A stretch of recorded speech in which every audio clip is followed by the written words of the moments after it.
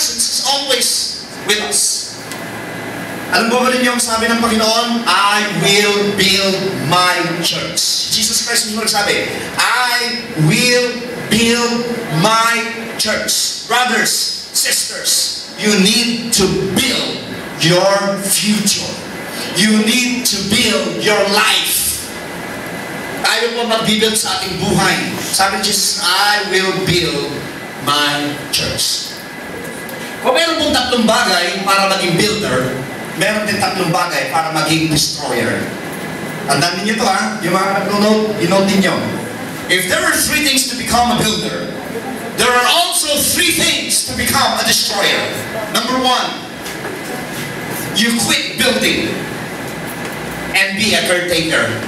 Alam po ninyo, pag ikaw ay manager lang, pinanamamahala ka lang, yung benepisyo mo hanggang sweldo ka lang. Iba po talaga yung ikaw ang nag-build. Amen po ba? Amen? Amen. Quit building and be a caretaker, you will become a loser. Bakit? Ano ibig sabihin dito, Pastor? Nag-quit building ka. Halimbawa, punta ka sa church, ayoko, I gotta take care of business first. May family business. Hanap buhay muna, wala kaming pera eh. Wala kaming pambayad sa kuryente, wala kaming pambayad sa ganito, wala kaming ganyan. Hanap buhay muna, trabaho muna. Tsaka ako babalik sa Panginoon. You are not building your relationship with God, but you are destroying your relationship with God. Akala ng iba, priority muna yung family ko, priority muna. No, no, no. Your priority is God. Nakalimutan nyo na ba yung Matthew 6:33? Seek ye first the kingdom of God and His righteousness, and all these things shall be added unto you. Maging responsible parent ka, maging responsible mother ka, maging responsible husband ka, maging responsable tayong mamamayan, pero higit sa lahat, dapat ang Panginoon. Amen po ba? Amen. Hello? Amen. Asa church pa ba ako? Amen. Amen? Pag kunin yung attention ng bata, hayalan ninyo yung bata. Ito kayo tumingin. Amen? Don't you know, minsan may mga attention na ganyan para malihis yung attention ninyo. Sino nagtagumpay? Amen?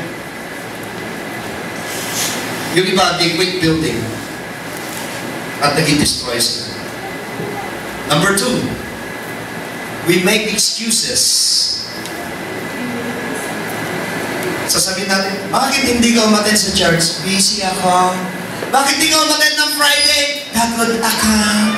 Bakit hindi ka umattend ng ganito? Eh kasi walang magluluto. Eh bakit hindi ka umattend ganyan? Kasi ganito. Ganito. Walang magluluto. We make excuses. Sa trabaho ninyo, pag namamasukan kayo, hindi nyo pwedeng sabihin sa boss ninyo, bakit ka late? Kasi walang magluluto. Nagluto ako. Tatanggalin ka sa trabaho? Amen. The same thing with God. Kung walang magluto ka, madaling araw pa lang, magluto ka na. Amen. Time management. Diyan po tayo nasisira. Ikakatwiran natin, we have a responsibility. Our responsibility, we need to do it. We need to adjust our time. If we cannot do our responsibility, we need to adjust our time. We need to adjust ourselves because we are building. And I can do it because I have excitement, and I can do it because I have enthusiasm, and I can do it because I love God. Amen. Palapakan natin ang Panginoon. Hallelujah. Pero di ba, they make excuses. Bakit di ka nag-church? Wala kaming pera. So, wala kayong pera, di ka nag-church? Oo, pamasahe wala eh. Tapos wala pang pamirienda. Mabuti sana kung pagdating mo sa church, papakainin ka ni Pastor. Gutom ka naman na pamakain.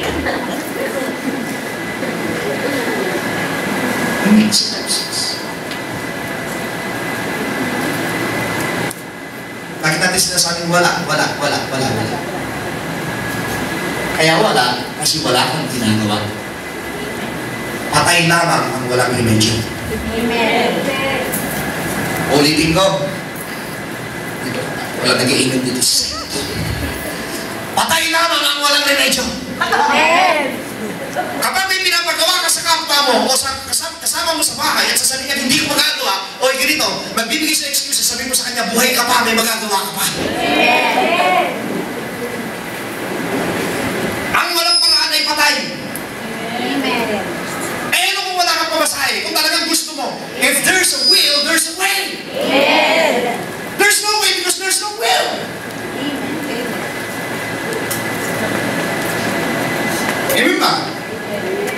Yung iba pang iba, bakit ka ganyan? This is the way we are. O yun? This is the way we are. Bakit ka lagi nakasimangot? Eh na, ang nanay ko, lagi nakasimangot. Ang tatay ko naman pulupot. What do you expect? Simangot din. We get excuses. Alam mo ba? This is the way we are. Ito ba'y kartwiran ng taong it's not building its foundation with God. Kasi yung salita niya, this is the way we are, ibig sabihin walang changes sa Kanya. And according to Scripture, if you are in Christ, you are now a new creature. Bakit sasabihin mo that's the way you are? The way you are is over. Amen po ba? Hello? Kaisa ko pa ba kayo? If you are in Christ, you are now a new creature. The way you are, it's over. Amen. Hanggang ngayon, ganun pa rin. Minsan, di ba, may mga nanay ba kayong nagagalit kayo minsan sa mga anak ninyo? Bakit ka umuwi na bahay nakasimangot ka? Ba't laki ka nakasimangot? Eh, ganito talaga mukha ako na magagawa mo. Nakapira lang tayo. Ganito na talaga ako na magagawa mo. Ganito ako. Wala akong magagawa. So, ibig sabihin, walang changes sa kanya. If there's no changes sa isang tao, ibig sabihin, yung manifestation ng pagiging born again, hindi nangyayari sa kanya. Amen? Amen? Tignan mo ngayon katabi mo kung nagbago na yan.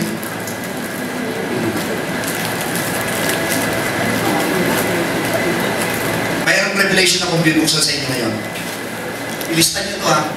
Revelation. Ilagay nyo sa Facebook nyo. Tagin nyo sa mga kaibigan nyo. Napakalinta. Excuses help us follow failure. Andan yan. Excuses help us follow failure. Pag lagi tayo nag-excuse, bakit hindi mo ginawa yung assignment mo? Natsakit ang paa ko.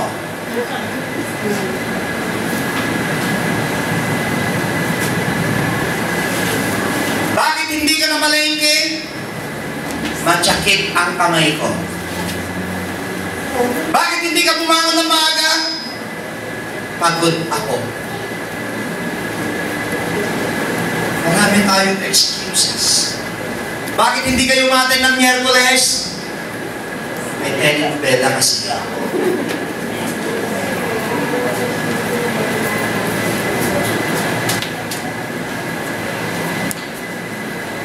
Bakit hindi ka nagbibigay ng tithes and offerings mo? Ang dami kasing babayaran. Bakit hindi ka tumutulong build the church? Unahin niyo muna yung family ko.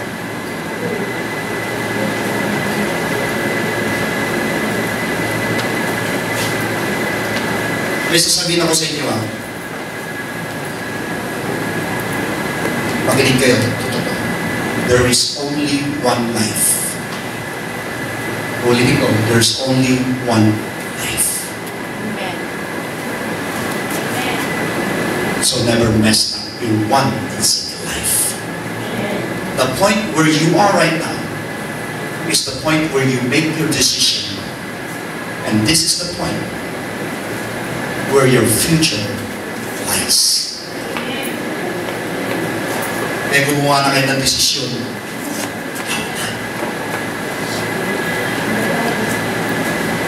Amen? Excuses help us follow failures. Tapos yung pangatlo, para maging destroyer tayo, we always blame somebody. Amen. Ito pa yung mga blame ng mga Kristiyano. Kaya ako naging ganito kasi sila rin. Kayo rin na may kagagawan, kaya ako naging ganito. Narinig ba yun? Amen. Nakarinig na kayo ng mga ganyan? Kayo rin na may mga kagagawan, kaya ako naging ganito. Kaya ako nagre-rebelde, kayo ka rin. Baloney. May buhay ka. Gawin mo yung buhay mo. Amen. Kahit ayaw ka ng tao. Amen mo ba? Kahit ayaw ka ba ng buong kapaligiran, you can make them like you kapag ikaw ay gagawa at babaguhin mo ang takbo ng buhay mo. Kinaiinisan ka ba, baguhin mo, ayusin ayusin mo. At makikita nila, bibigyan ka pa rin ng pabor niyan pag nakita nila pagbabago sa buhay mo. Pero kung sasabihin mo, kaya ako naging ganito, kasi yung kailan?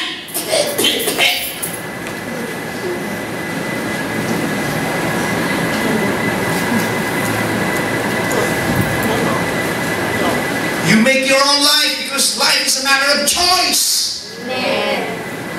What are you building? Are you building the positive side or the negative side? Huwag mo akong pansinin, hindi rin kita papansinin. Negative. Pansinin mo ako, pansinan tayo.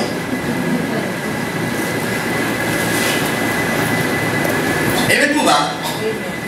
Hey, church, what are we building? Blaming somebody. Kasi, kaya ako ganito, pinabayaan ako ng magulang ko. Pinabayaan ka na nga ng magulang mo, hindi mo pa inaayos ang buhay mo. Hello? Amen.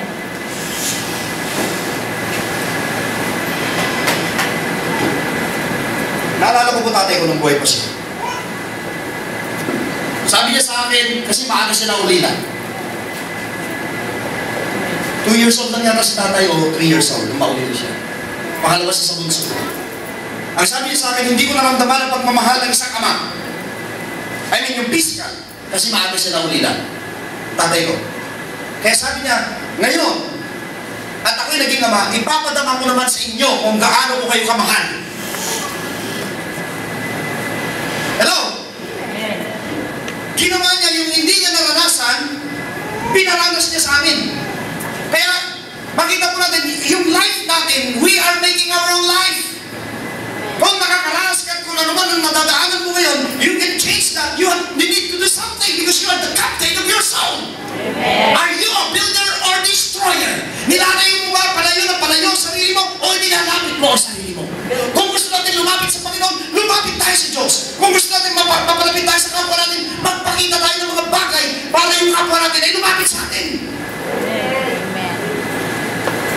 Hello? Are we destroyer or a builder? Blaming somebody. Di ba minsan lang sa bahay, pag nagkakagulo kayo sa bahay, o mag-asawa na lang kasi hindi kayo tumitingin dito.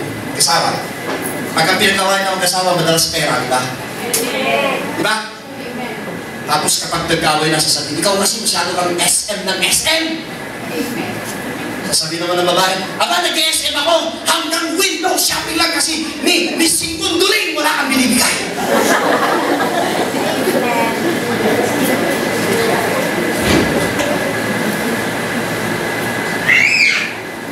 Madalas na pinag-awayan ng mag-asawa, di ba pera? Di ba pera? Madalas pinag-awayan? Amen ba? Hallelujah. So, we start to blame somebody. Look at Adam. Si Adan. Sabi ng Panginoon, Adan, on the day you will eat the fruit of this tree, you will surely die. At nung nagkasala siya, Adan, bakit sinuway mo yung pinag-uutos ko? Sabi ni Adan, eh kasi naman yung babaeng binigay mo eh. Binigay mo eh. Sa dami-dami na ibinigay mo, bakit siya pa? Sa di ba nagsasalta tayo ng gano'n? Sa dami-dami na makikilala ko, bakit ikaw din? Pero pa tayo, bakit ikaw din? We keep on blaming somebody. Knowledge is our own responsibility. Amen. Nasa Diyos ang awa, nasa atin ang Gawa. ulitin mo nga, nasa Diyos ang awa, Sa Diyos ang gawa. nasa atin ang gawa. Amen. Brothers and sisters, what are you building now? Are we building or we are destroying?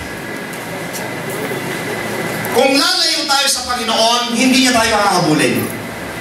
Amen. Ang Panginoon po hindi naghahabol. Naka-stay lang siya sa isang side at sinasabing, anak, naantay ko lang yung pagdating mo. Pero bukas ang palad niya. God never closed His door. The door of God is always open. Kaya nga po sa mga full gospel church, the door is open because our Heavenly Father is always open. Amen. Kaya pag sinasara mo yung pintuan na yan, at sasabihin mo, patingin ng ID. Member ka ba? Nabautismo ka na ba? Hindi pa po. Hindi ka pwede pumasok. Hindi ka muna sa labas. Wala dyan ang Panginoon. The church of God is always open. Open for everyone, for everybody. Unrighteous, righteous, kahit anong pa man kayo, kahit anong laki. Amen? Babae, lalaki, maitim, maputi, sungki ang ngipin, sarat ng ilong, matangos ang ilong, malaki butas ng ilong, lahat yan. Tanggap-tanggap ng Panginoon yan. Amen po ba? Amen? Amen. Wala po, hindi po namimili ang Diyos. Yung iba po takot pumasok sa church. Ay, ini-invite ako, pastor, ano ba ng mga pumasok sa church ninyo? Kasi nakita nila, nakakurbata ako eh. Pastor, nakakurbata ba lahat? Hindi naman. Kapatid, kahit mag-t-shirt ka lang, okay lang. Huwag ka lang magbabahag. Amen po ha? Amen? Kaya mga babae ba, pwede magpantalon? Oo naman, pwede naman. Wala naman bawal dito sa church. Amen po ba? Everybody's well, as you are wearing a decent dress or decent pants, decent lahat. Okay po, welcome to the church. Amen po ba? Blaming somebody will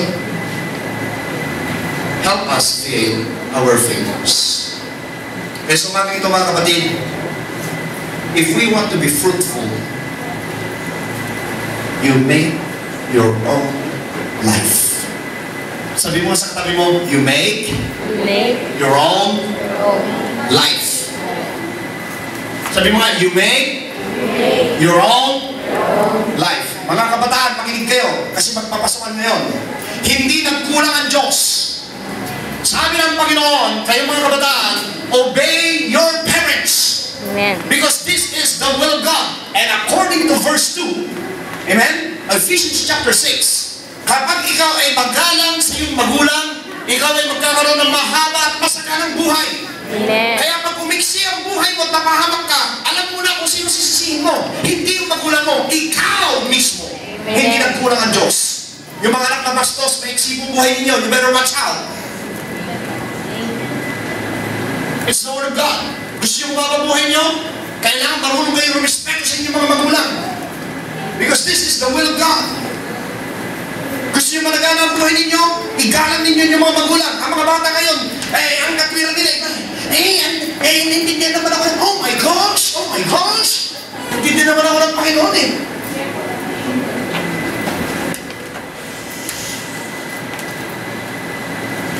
Tapos po, yung mga Pilipino ngayon, nakakalungkot. Hindi na marunong gumamit ng po!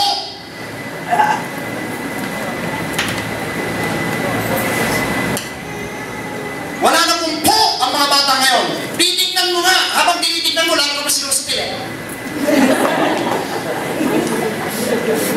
Noong araw, tingin lang ng magulang sa bata. Tingin lang. Titignan ka lang ng kabango, ng ina mo. Pagtingin lang na ganyan, alam mo na kung ano mangyayari sa'yo. Ngayon, kahit sit-sit, nako, mapapatin na yung ugat mo sa kasi sit-sit sa batang yan. Gaganon-ganon pa sa'yo.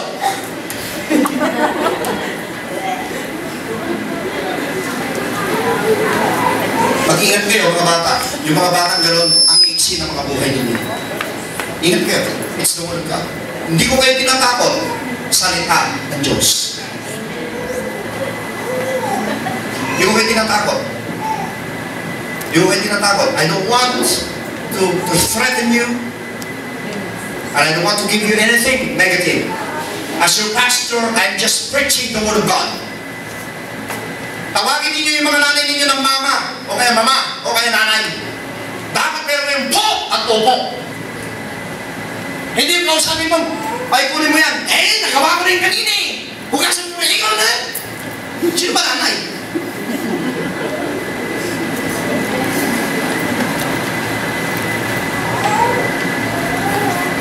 At pag lumagapak ang buhay ninyo, kinig kayo, mga anak na bastos, makinig kayo. Mga anak na bastos, makinig kayo. Balang araw magkakapamilya rin kayo. At kapag kayo nagkapamilya at gaganunin kayo ng anak ninyo, doon nyo lang ma-appreciate yung ginawa ng mama nyo para sa inyo. At huwag kayong iiyak-iyak kapag nakakabaon na yung nanay ninyo. At sasabihin ninyo, sorry mama, sorry nanay, sorry po, sorry po. Kundi, ikaw mismo ipapasok ko sa kabaho.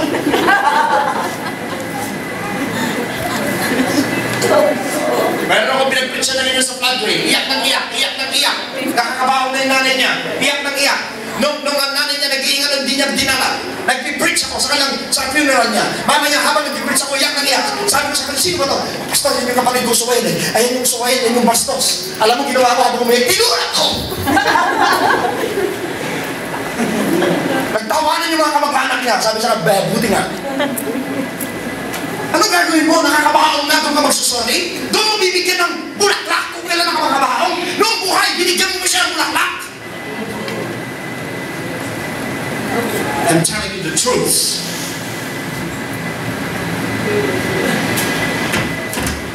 Amen. Mga mag-aaral, makinig kayo sa akin. Gusto ko maging successful kayo. Gusto ng magulang nyo maging successful kayo. Pero you are making your own future.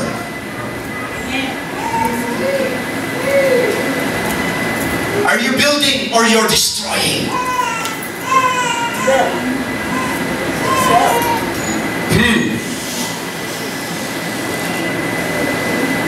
Di ba may kasabihan tayo? Mama knows best. Mga nanay po, the best na aking pinibigay sa mga anak. Minsan mga anak, nakakainis si mami. Bakit? Di niya ako paborito. Di ako mahal ng mama ka. Di ako mahal ng mama ka. Ang sarap mo yuntog sa padre kaya. Lalaki ka ba ng ganyan kalaki kung di ka mahal ng mama mo? Hello? For 9 months! Kineri ka niya sa kanyang sinapupunan. Nung i-deliver ka niya, she put her life into danger. Akala ninyo madali ang mga anak? Ang mga anak mo kalahati ng buhay nila nasa kamatayan. Tapos sasabihin mo, hindi ka mahal.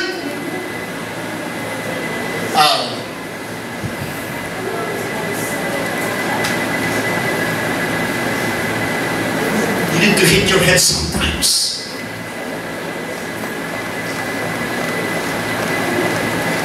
Sasabihin natin, unfair ang mama ko, unfair ang papa ko, unfair, life is unfair, oh my gosh!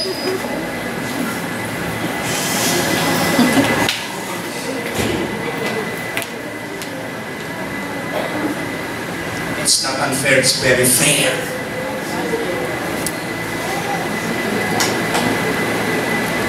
Minsan pagsislusan yung, sino may anak dito na maliit na bata, may bunso. Lagi na lang si bunso. Lagi na lang si bunso. Bakit nung araw naging bunso ka rin ah? Hello? Bakit sabay-sabay ba kayo lumabas? Di ba pa isa-isa lang kayo? So nung araw naging bunso ka rin.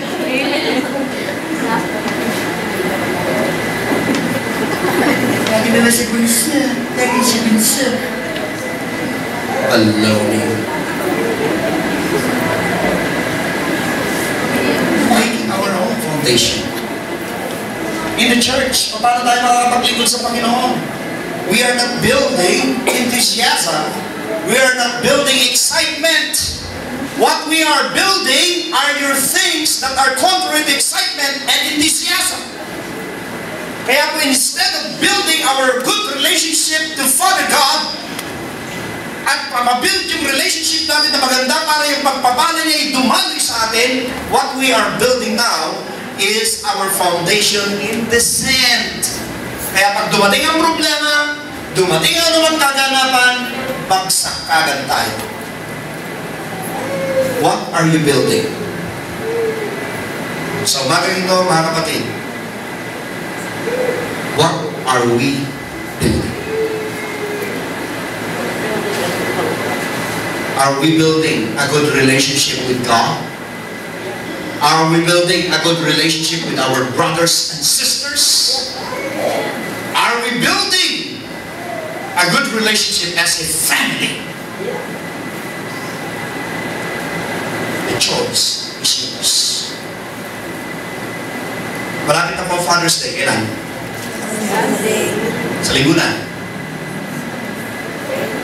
Amen? Yung mga tatay ninyo, bigla naman ninyo na ano. Kahit note lang. O text man lang. Amen? Amen? Ang paborito ko ng mga lalaki, yung bar chocolate.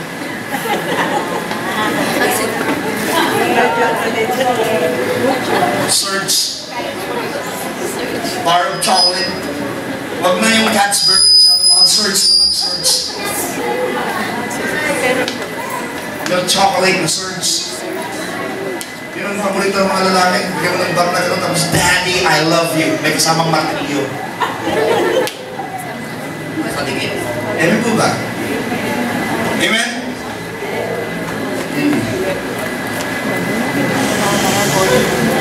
Brothers and sisters, makinig kayo. Para hindi tayo maboring sa ating buhay Kristiyano, we need always to put God first. Put God first, and everything in our life will become in order. Amen?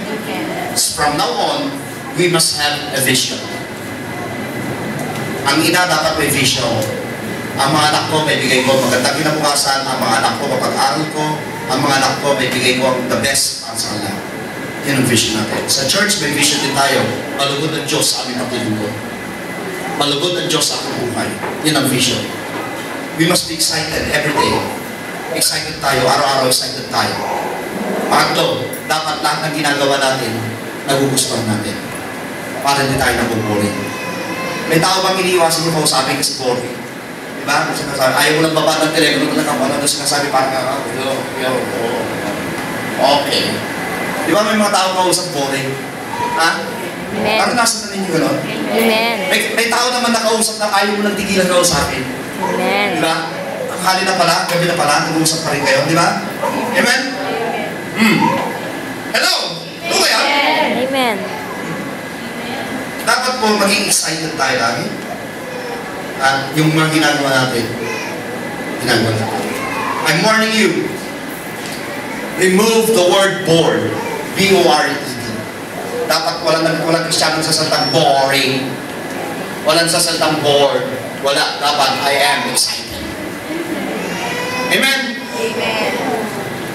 We will close this with a prayer. And I know, 3 linggo na lang po, church anniversary na natin. Sa church anniversary natin, subukan ninyong ibahin ninyo ang takbo ng buhay ninyo and try to build things that are pleasing to God. Tingnan ninyo sa anniversary natin, marami dito magsasabing, Pastor, ganito dadalhin ko. Magdadala ko ng lechong baka. Kaya ko kasi pinagpaka ko. Sasabihin ng isang pastor, dadalhin ko lechong baka. Sasabihin ng iba, sagot ko na! Wala nang grupo-grupo. Sagot ko ang buong church. Baguhin ninyo mga ugali ninyo, ganun po. Sa mga namamasukan, baguhin ninyo ang ugali ninyo. Dapat excited kayo. Hindi yung pagbago nyo ng umaga, tit-tit, sabi na lang, tit-tit-tit. Oh my gosh, alasing. Snooze! Hit mo lang snooze. 5 seconds. Tit-tit-tit. Ano ba naman? Snooze na naman. Amen po ba? Pag ganun pong ugali natin, you know what I'm talking? Sino ba yung mga nag-alarm clock dito? Amen po? Sasabihin ni Satan sa iyo, tulog ka muna, tulog ka. Kasi gusto ni Satan, matagal ka sa trabaho. Tama ba? Kaya kung pagbangon ninyo sa umaga, tinatamad kayo. Ang gawin ninyo, pagbangon ninyo, oh, hallelujah! Sabihin mo na hallelujah, gising ka kagad.